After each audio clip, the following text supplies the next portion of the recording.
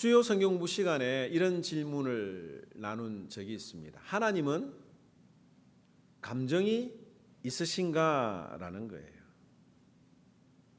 여러분들 생각은 어떠세요? 하나님은 우리가 인간이 느끼는 이런 감정을 가지고 계시는 분일까? 아마 각자 나름대로 생각이 있을 것입니다. 그런데 결론적으로 말하면 하나님은 우리 인간이 가지는 감정을 가지고 계시는 분은 아니에요.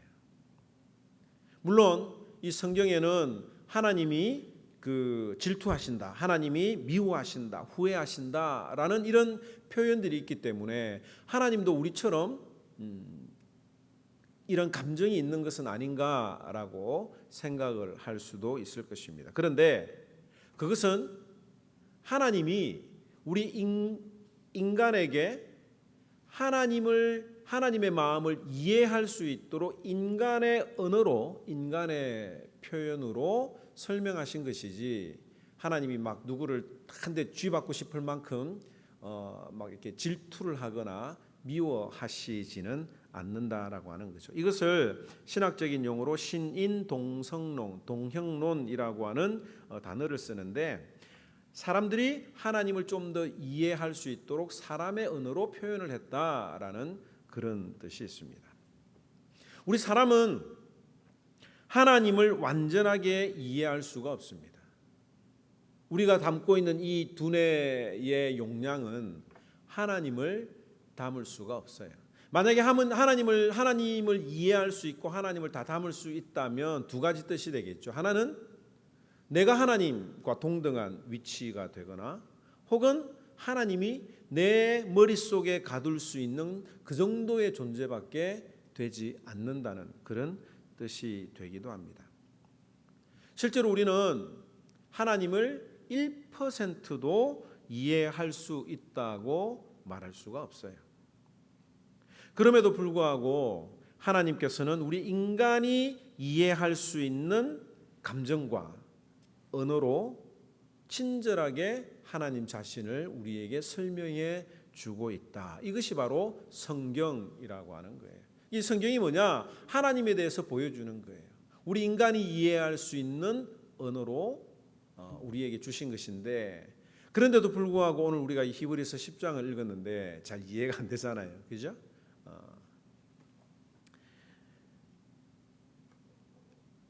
오늘 이 본문에 나오는 내용은 이런 어떤 의도를 가지고 우리가 이 말씀을 접근을 해야 됩니다. 두 가지 내용으로 크게 구분을 할 수 있는데, 하나는 1절에서 10절에 나오는 내용은 성소와 지성소에 관한 내용입니다. 구약 성경을 출애굽기를 읽다 보면 하나님께서 성막, 회막을 만들라고 하시면서 그 양식과 구조를 우리 모세를 통해서 보여주셨는데, 그림으로 보면 이렇습니다. 이 그림으로 보면, 또 주보에도 잘 안 보일 것 같아가지고 주보에도 제가 올렸는데, 하나님의 그 회막 텐트에는 성소와 지성소가 있고, 그 지성소를 나누는 데에는 이 휘장으로 가리워져 있다라고 하는 걸 볼 수가 있죠. 그리고 이 지성소에는 언약궤가 있고 성소에는 분향단과 떡상이 있다고 하는 것을 우리가 알 수가 있습니다. 그 다음에 두 번째, 오늘 11절에서 28절에 나오는 내용은 제사 때에 흘리는 피, 이 피에 대해서 이야기를 하고 있어요. 그럼 우리가 오늘 이 말씀을 한번 생각을 해봐야 됩니다. 왜 하나님께서는, 히브리서 기자는 이 구약 시대에 있었던 성전과 성막과 그 다음에 제사 때 드리는 피에 대해서 왜 이야기를 하셨을까? 오늘 이 시대를 살아가고 있는 우리들에게는 이것이 과연 무슨 의미가 있을까라고 하는 것을 우리가 깨닫고 가는 그런 시간이 되기를 바랍니다. 이것을 이해하지 못하면 이 히브리서 10장을 아무리 읽어봐도 도저히 알 수가 없는 거예요. 첫째로 이 지성소는, 이 성전 안에 성소와 지성소가 있는데, 이 성소는 매일마다 제사장들이 가서 하나님 앞에 분향을 하고 또 일주일에 한 번씩 떡을 갈아드리는 이런 예식을 합니다. 그런데 이 지성소라고 하는 곳은 1년에 딱 한 번 제사장이 들어가는 곳이에요. 그런데 왜 하나님께서 이 지성소를 만들라고 하셨을까요? 하나님이 모세에게 성소와 지성소를 만들라고 하셨는데 왜 이 지성소를 만들라고 하셨을까? 이것을 우리가 깨달아야 합니다. 하나님은 어떤 한 장소에 계시는 분은 아닙니다. 하나님은 시간과 공간을 초월해서 계시는 분입니다. 여기도 계시고 남미도 계시고 아프리카도 계시고 이 세계 곳곳에 지금 이 순간 함께 하시는 분이 바로 하나님이시에요.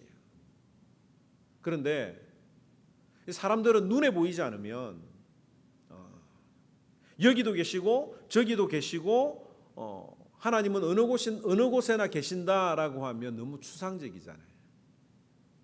피부로 와닿지 않습니다. 예를 들어서 우리가 결혼을 하면 서로 사랑해서 결혼을 하는데 이 사랑이 영원토록 함께 하자라고 하는 어떤 그런 의미로 반지를 만들고 그 반지를 볼 때마다 나는 결혼한 사람이다. 나는 이 사람을 내 배우자를 사랑하는 사람이다 라고 하는 것을 상징적으로 이렇게 반지를 나누어서 끼웁니다. 마찬가지로 하나님은 인간을 누구보다 잘 아세요. 하나님이 여기도 계시고 또 저기도 있다고 하면 이 사람들이 잘 생각하지 않고 기억하지 않으실 것이라고 하는 것을 하나님은 잘 아셨습니다. 그래서 하나님은 이스라엘 백성 중에 내가 너희와 함께하고 있다. 이 지성소에 내가 너희와 함께하고 있다라고 하는 것을 알려주시기 위해서 회막을 만들고 특별히 이 지성소라고 하는 것을 만들라고 하셨다라고 하는 거예요. 우리 출애굽기 25장 8절 말씀 자막에 있는 대로 함께 다 같이 읽도록 하겠습니다. 시작. 내가 그들 중에 거할 성소를 그들을 지켜 나를 위하여 짓되. 하나님이 계신다. 성소를 보면 성막을 보면 하나님이 계신다라고 하는 것을 사람들에게 알려주기 위해서 지으라고 했습니다. 또 29장 출애굽기 29장 42절에서 43절 말씀도 함께 읽습니다. 시작. 이는 너희가 대대로 여호와 앞 회막문에서 늘 드릴 번제라. 내가 거기서 너희와 만나고 내게 말하리라. 내가 거기서 이스라엘 자손을 만나리니 내 영광을 인하여 회막이 거룩하게 될지니라. 이스라엘 백성들이 회막을 볼 때마다 하나님이 계신 곳. 아이들이 부모님에게 물어볼 수 있죠. 하나님은 어디 계십니까? 라고 하면 여기에도 계신다 저기에도 계신다 그러면 이 아이들이 이해가 됩니까? 안 됩니까? 안 되니까 저 회막을 가리키면서 저곳에 하나님이 계신다라고 하는 것을 알려주시기 위해서 회막을 만들어 주셨다라고 하는 거예요. 그리고 우리가 조금 전에 살펴봤던 것처럼 성소와 지성소라고 하는 공간이 있었는데 그 지성소에는 이 지성소를 영어로 하면 most the highest the place of holy라고 하는 가장 거룩한 곳이라고 하는 그런 뜻인데 거기에 보면 무엇이 있었느냐면 언약궤가 있었습니다. 우리 그림을 한번 보시면 이 지성소에 있는 언약궤의 모습이에요. 밑에 있는 것이 언약궤 바구니죠. 상자고 그 다음에 그 위를 덮고 있는 것이 속죄 뚜껑인데 그 뚜껑은 어떻게 이루어졌느냐면 위에 이렇게 볼록 튀어나온 이것이 천사의 모습입니다. 그룹이라고 하는 천사의 모습인데 그 두 천사가 날개를 서로 맞닿고 있는 그런 모습으로 하나님이 만들라고 하셨어요. 그리고 뚜껑 가운데 있는 곳이 속죄소라고 하는 것입니다. 이 속죄소라고 하는 것은 뭐냐면 하나님이 그 회막 가운데도 계시지만 그 중에 저 속죄소에 언약궤를 덮는 뚜껑 위에 있다라고 하는 것을 알려 주셨어요. 우리 히브리서 9장 3절에서 5절 말씀 한번 읽도록 하겠습니다. 시작. 또 둘째 휘장 뒤에 있는 장막을 지성소라 일컫나니 금향로와 사면을 금으로 싼 언약궤가 있고 그 안에 만나를 담은 금 항아리와 아론의 쌍난 지팡이와 언약의 돌판들이 있고 그 위에 속죄소를 덮는 영광의 그룹들이 있으니 이것들에 관하여는 이제 낱낱이 말할 수 없노라. 하나님이 왜 지성소를 만들고 속죄소를 만들었는가? 그 이유는 하나님이 이스라엘 백성들과 함께 하고 계시는 것을 보여주시기 위해서 만든 모형이다라고 하는 거예요. 이스라엘 백성들은 그 회막이 있음을 볼 때마다 그 회막 안에 지성소가 있고 언약궤를 덮은 속죄소가 있다는 이야기를 들으면서 저곳에 하나님이 함께 계신다라는 것을 배우게 된 것입니다. 여러분들 주일날 교회에 오는 이유가 무엇입니까? 하나님은 어디서나 계십니다. 어디서나 우리가 예배할 수 있고 어디에서나 하나님을 찬양할 수가 있지만 왠지 교회를 오게 되면 하나님이 더 임재하시는 것 같고 기다리시는 것 같고 또 이 교회에서 밖에서는 막 내가 큰 소리 치고 화도 내고 짜증도 내지만 이 교회 안에 오면 뭔가 죄를 지으면 더 혼이 날 것 같은 그런 마음이 우리는 없지만 세상 사람들은 그런 게 있는 것 같아요. 왜 그렇습니까? 교회 이러면 하나님이 계신 곳이라고 하는 어떤 그런 마음들이 사람들의 마음속에 있는 것과 같은 원리라고 보시면 되겠습니다. 그리고 이 성소는 휘장으로 성소와 지성소가 이렇게 나뉘어져 있었는데 그 휘장이 커튼이 한 10cm 정도 두께가 되는 거예요. 이만큼의 어떤 그런 두께의 천이기 때문에 쉽게 찢어질 수가 없습니다. 성소와 지성소를 그 휘장으로 커튼으로 막은 이유는 아무나 하나님 앞에 들어갈 수 없다라고 하는 것을 보여주는 상징이죠.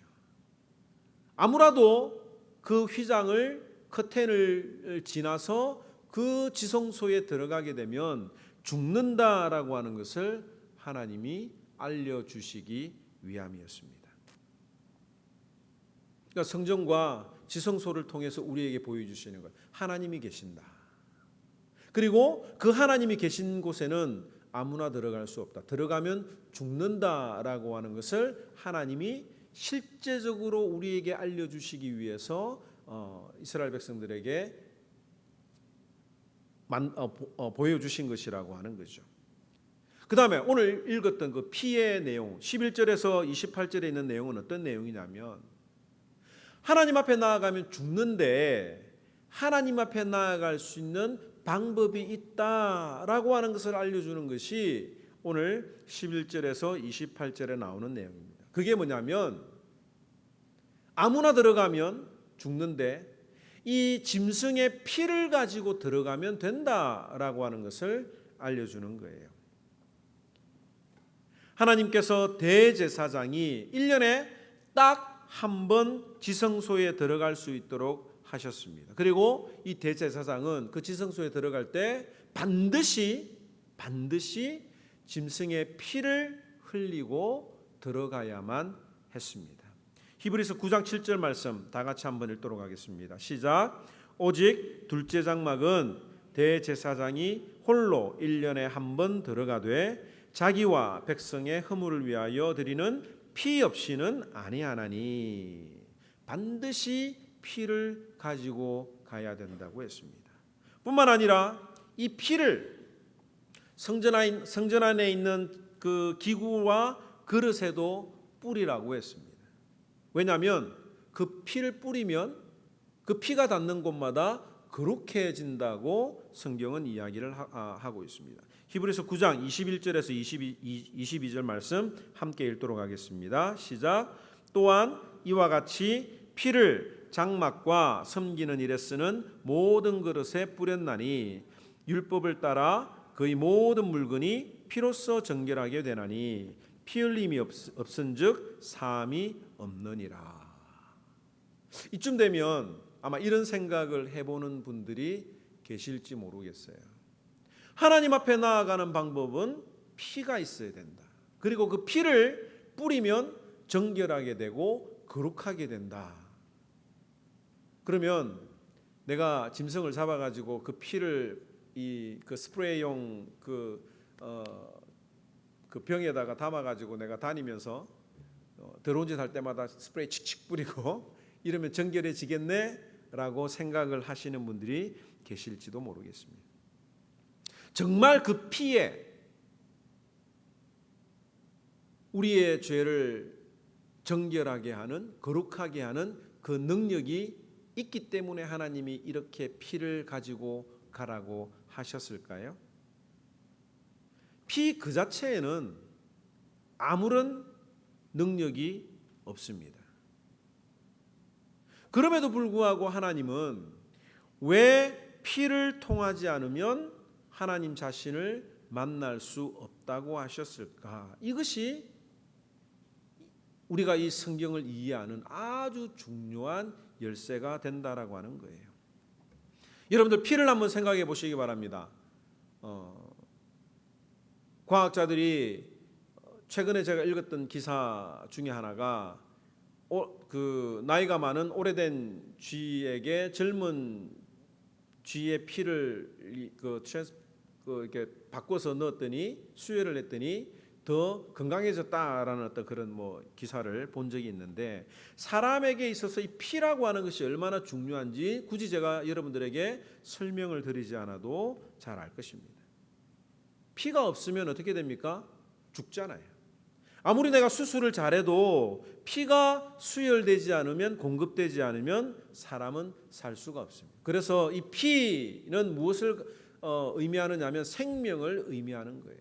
피가 있으면 죽고 피가 없으면 죽는 거예요. 레위기 17장 11절에도 이렇게 이야기를 합니다. 함께 읽겠습니다. 시작. 육체의 생명은 피에 있음이라. 내가 이 피를 너희에게 주어 제단에 뿌려 너희의 생명을 위하여 속하게 하였나니 생명이 피에 있으므로 피가 죄를 속하느니라. 피가 죄를 속한다, 용서한다라고 이야기를 하고 있어요. 왜 하나님께서 이스라엘 백성들에게 성전을, 성소를, 성막을 그렇게 짓게 하시고 그곳에 지성소를 만드시고 그 지성소를 들어가는 방법으로 이 피를 통해서 들어간다고 하는 것을 왜 알려주셨을까? 그것은 바로 예수님의 피 흘리심, 예수님의 죽음을 설명하기 위한 하나님의 큰 그림이라고 하는 것입니다. 여러분들 상상을 한번 해보시기 바랍니다. 여러분들이 예수님이 살아계시던 때의 이스라엘 백성이에요. 예수님에 대해서 지금 전혀 모른다고 생각을 했을 때, 아니 누군가가 나타나가지고 예수님이 죽으셨다.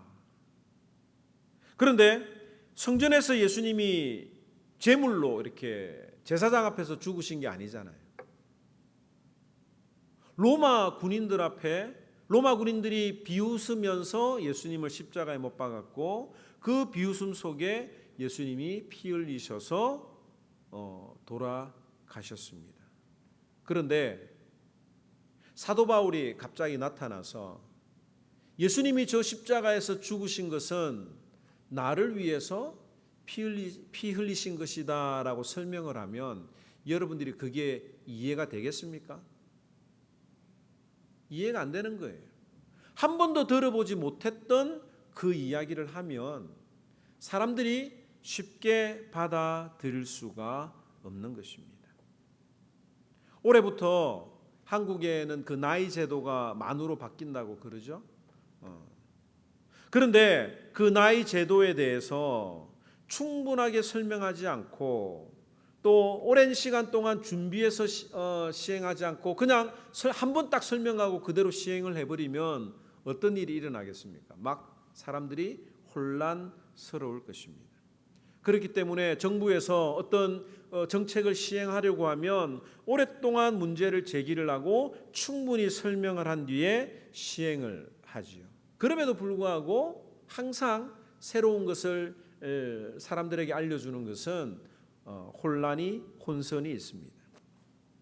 마찬가지로 하나님께서는 예수님이 십자가에서 피 흘리신 이유를 설명하시기 위해서 2000년 전부터 모세로부터 율법을 통해 제사법을 실행하게 하신 것이다 라고 하는 거예요. 예수님의 그 피 흘리심의 의미를 우리 인간들에게 설명하시기 위해서 모세 때부터 율법으로 정하시고 그것에 익숙해지도록 하셨다라고 하는 것입니다. 히브리서 9장 11절에서 15절 말씀을 우리가 다 같이 한번 읽도록 하겠습니다. 시작. 그리스도께서는 장래 좋은 일의 대제사장으로 오사 손으로 짓지 아니한 것 곧 이 창조에 속하지 아니한 더 크고 온전한 장막으로 말미암아 염소와 송아지의 피로 하지 아니하고 오직 자기의 피로 영원한 속죄를 이루사 단번에 성소에 들어가셨느니라.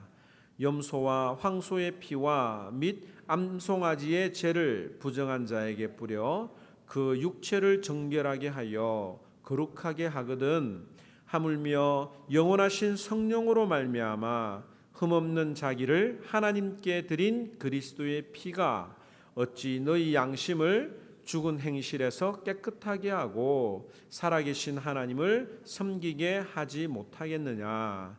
이로 말미암아 그는 새 언약의 중보자시니 이는 첫 언약 때에 범한 죄에서 속량하려고 죽으사 부르심을 입은 자로 하여금 영원한 기업의 약속을 얻게 하려 하심이라.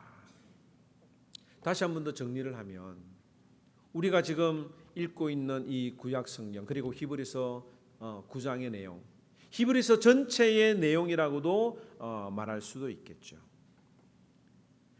하나님과 인간이 단절이 되었는데 어떻게 인간이 하나님과 그 관계를 회복할 수 있는가? 그것을 하나님께서는 보여주시기 위해서 쉽게 이야기하면 시청각 자료로 짐승의 피를 흘려서 지성소로 들어가게 하신 그심을 우리가 기억을 해야 합니다. 그리고 그 예수 그리스도를 통해서 하나님과 우리와의 관계가 완전히 회복되셨음을 선언하셨습니다. 예수님이 십자가에 못 박혀 돌아가시는 그날 그 두꺼운 휘장이 위에서부터 아래로 찢어지면서 이제는 누구라도 예수 그리스도를 통해서 하나님 앞에 나아갈 수 있도록 하셨습니다. 그렇기 때문에 오늘 여러분들이 교회에 올 때 짐승을 가지고 오지 않아도 되는 거예요. 예전에 구약시대의 사람들은 그 그림자의 모습을 보고 시청각 자료를 보고 배웠다면 지금 우리는 그 예수님의 실체를 보았기 때문에 더 이상 이 시청각 자료를 가지고 하나님을 만날 필요가 없다는 것입니다. 히브리서 9장 28절 말씀 다 같이 함께 읽도록 하겠습니다. 시작. 이와 같이 그리스도도 많은 사람의 죄를 담당하시려고 단번에 들이신 바 되셨고 구원에 이르게 하기 위하여 죄와 상관없이 자기를 바라는 자들에게 두 번째 나타나시리라. 하나님이 자신의 희생제물이 되어셔서 단번에 자신을 들이심으로 구원에 이르게 하셨다. 더 이상 구약시대의 그 예법을 따라할 필요가 없다고 우리들에게 말씀해 주셨습니다. 오늘 이 말씀을 통해서 기억해야 될 것, 왜 히브리서 기자가 이 내용을 다시 썼을까 하는 거예요. 이 히브리서는 박해받던 그리스도인들, 유대교로 다시 돌아가려고 하는 마음이 드는 그 신자들에게 주셨던 내용이라고 했습니다. 그런데 그들에게 대제사장이신 예수 그리스도에 대해서 말해주는 이유는 예수 잘 믿자 이거예요. 지금 너희들이 고난과 핍박 가운데서 두려워하고 힘든 이유는 예수 그리스도를 바로 알지 못하기 때문에 너희의 믿음들이 흔들리고 있다라고 하는 겁니다. 우리의 신앙이 어려움을 만날 수가 있죠. 두려움에 빠질 수도 있습니다. 그럴 때 우리가 두려워지는 이유는 예수 그리스도에 대해서 제대로 알지 못하니까, 예수 그리스도의 크신 능력을 믿지 못하기 때문에 두려움에 빠지게 되는 겁니다. 아직도 유대교의 율법을 지키면 구원을 받는다는 것이 십자가의 은혜로 구원받는다는 것보다도 훨씬 더 익숙하기 때문에 그래요. 우리의 마음속에 예수 믿어도 늘 불편한 이유는 뭐냐면 내 행위가 아직도 구원받기에 부족하다고 느끼기 때문에 그렇습니다. 그러나 우리의 행위는 절대로 내 양심을 깨끗하게 할 수가 없습니다. 하나님이 허락하신 방법, 내 양심을 깨끗하게 하고 죄를 용서받을 수 있는 방법은 예수 그리스도를 통해서 많이 가능하다라고 하는 것을 이 구약 성경의 율법과 그 제사법을 통해서 오늘 우리들에게 다시 한 번 더 상기시켜 주고 있는 거예요. 하물며 히브리서 9장 14절 말씀에 하물며 영원하신 성령으로 말미암아 흠없는 자기를 하나님께 드린 그리스도의 피가, 같이 합시다, 어찌 너희 양심을 죽은 행실에서 깨끗하게 하고 살아계신 하나님을 섬기게 하지 못하겠느냐. 그리스도의 피가 내 양심을 죽은 행실에서 깨끗하게 하셨고, 그 예수 그리스도의 피가 살아계신 하나님 앞에 나아가게 하셨다. 예수 그리스도의 보혈만이 그것을 감당하게 할 수 있는 능력이 있다라고 하는 것입니다. 여러분들 예배드리기 전에 어떤 마음으로 오셨습니까? 그리고 예배를 드리고 난 이후에 여러분들의 마음이 변화가 됩니까? 달라졌습니까? 올 때는 마음에 눌린 것이 있었지만 예배를 통해서 예수 그리스도를 만나면 시원함을 누려야 되는데 그렇지 못한 이유가 무엇일까 한번 고민해 보시기 바랍니다. 오히려 예배가 지루하다, 예배 시간이 길다라고 짜증만 더 나는 이유가 무엇일까요? 이 그리스도의 피에 대한 능력과 은혜와 감사를 느끼지 못하기 때문에 우리의 마음이 답답한 것입니다. 여러분들의 마음속에 눌리는 것이 있습니까? 답답한 분들이 있습니까? 신자들은 희한하게도 이 예수 그리스도의 보혈을 찾으면 힘이 됩니다. 마음이 답답해서 하나님 앞에 기도할 때 뭔가 해결되지 않아서 굉장한 스트레스를 받을 때에 신자들이 제일 먼저 하는 게 뭐냐면 이 십자가의 은혜, 십자가의 보혈에서부터 해답을 찾기 시작합니다. 그 주님의 사랑을 생각하고 십자가에서 흘리신 그 보혈의 은혜를 생각하면 생각할수록 내 마음에 기쁨이 일어나고 용기가 생기는 것을 아마 여러분들이 경험해 보셨을 것입니다. 이 십자가의 보혈의 능력을 오늘 이 히브리서 9장의 기자가 이스라엘 백성들에게 다시 한 번 더 알려주는 거예요. 예수 그리스도의 보혈에 능력이 있고 힘이 있고 그 보혈이 우리의 양심을 깨끗하게 하고 하나님 앞에 나아갈 수 있는 능력이 있다. 흔들리지 마라고 하는 것을 이스라엘 백성들과 또 오늘 우리들에게 이야기를 전해주고 있습니다. 우리가 찾을 것은 따라서 합시다. 십자가의 보혈입니다. 오늘도 이 십자가의 보혈을 여러분들이 생각을 하면서 예수님이 나에게 이것을 이해하도록 하기 위해서 2000년 전에 벌써 이스라엘 백성들을 통해서 하나씩 준비시켜 주시고 조금씩 보여주셨구나라고 하는 그 하나님의 친절하심도 함께 깨닫는 저와 여러분들이 되기를 주님의 이름으로 축원합니다. 우리 시간에 내 주의 보혈은 이 가사를 생각하면서 주님 내 마음속에 이 보혈의 은혜가 믿어지게 하시고 이해되게 하시고 그 능력으로 승리하게 하여 주시옵소서. 함께 은혜를 간구하면서 고백하도록 하겠습니다.